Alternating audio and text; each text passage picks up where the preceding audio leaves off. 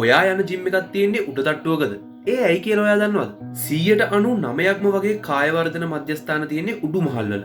මේකට ප්‍රධාන හේතු හතරක් තියෙනවා. නම්බර් 1 රෙන්ට් කරන්න යන කොස්ට් එක. සාමාන්‍යයෙන් බිල්ඩින් එක ග්‍රවුන්ඩ් ෆ්ලෝ එක කියන්නේ ප්‍රයිම් ලොකේෂන් එකක්. ඒ කියන්නේ කඩසාප්පු රෙස්ටුරන්ට් වගේ දේවල් වලට තමයි බිල්ඩින් එක ග්‍රවුන්ඩ් ෆ්ලෝ එක ගොඩක්ම වැදගත් වෙන්නේ. ඒක නිසා ග්‍රවුන්ඩ් ෆ්ලෝ වල රෙන්ටිං කොස්ට් එක ගොඩක් වැඩි. ඉතින් උඩු මහල් වල ග්‍රවුන්ඩ් ෆ්ලෝ එකට වඩා සාපේක්ෂව රෙන්ට් එක අඩු නිසා සහ ජිම් එකකට සාමාන්‍යයෙන් ලොකු අපසරියක් ඕන වෙන නිසා තමයි ජිම් එකකට උඩු මහල වඩාත් සුදුසු වෙන්නේ. නම්බර් 2 ප්‍රයිවසි එක.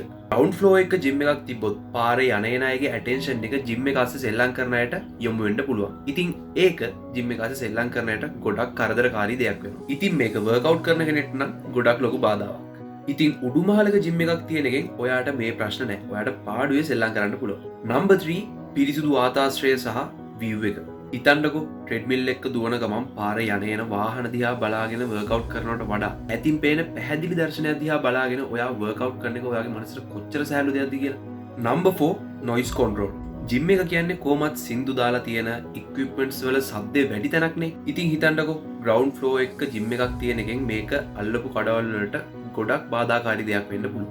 ඉතින් උඩුමහලක ජිම් එකක් තියෙන එකෙන් මේ ප්‍රශ්නටත් විසඳුමක් හම්බ වෙනවා. ඔයා යන ජිම් එක තියෙන්නේ කීවෙනි ෆ්ලෝ එකේද කියලා පහලින් කමෙන්ට් කරන්න යන්න. එහෙනම් good luck.